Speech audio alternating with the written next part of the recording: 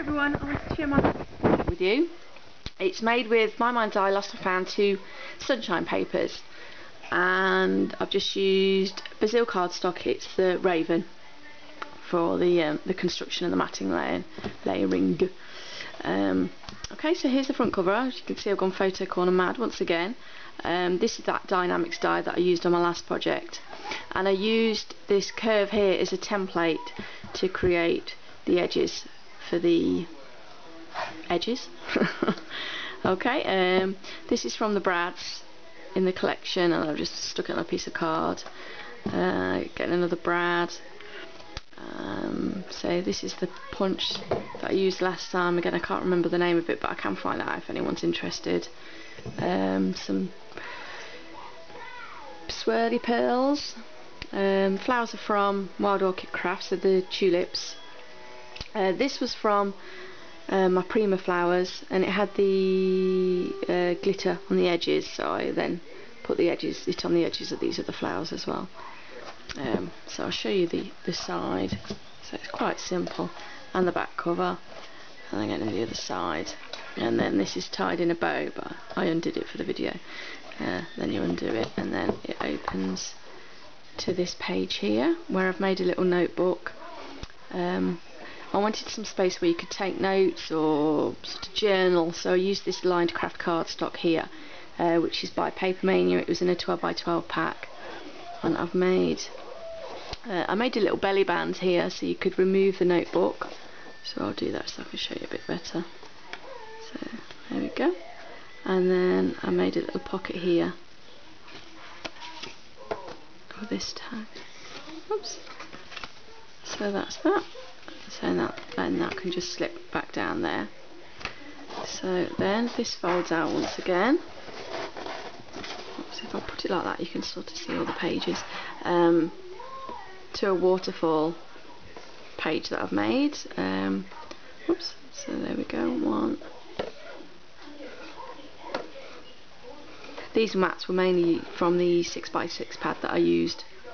I had one of each of the 12x12 papers and then 6x6 pad.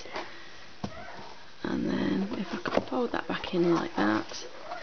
And then this is the next piece. On the original tutorial, what she did was she glued this piece onto here and then matted on the entire thing, whereas I've just glued it along the edges here to create a pocket.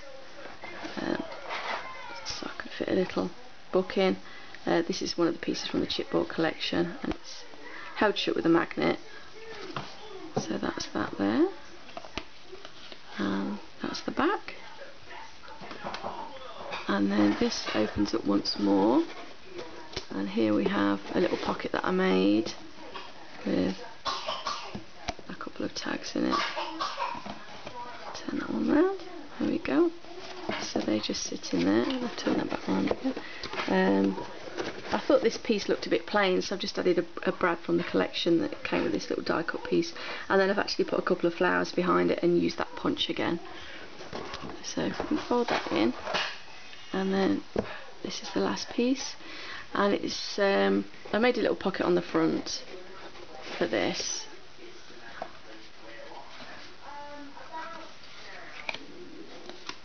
And then this is one for the stickers from the sheet.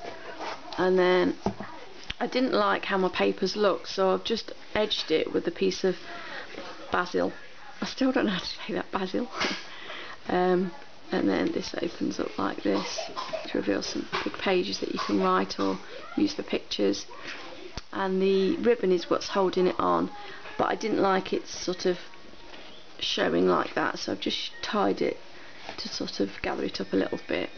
And then that's that, and that. So then that folds back in there, and you see this is where it's held in, that little book with the eyelets here, and then the ribbon again. So there we go, and then that folds back in like that and ties here. Now I had quite a few papers left over again from the collection, so I'm in the process of making something with the scraps, which is this little book here. That's a little star book, but I've not finished it yet, so I'll do another video on that when I do. Okay, thank you for watching, and I hope you enjoyed my folio. Thank you, bye.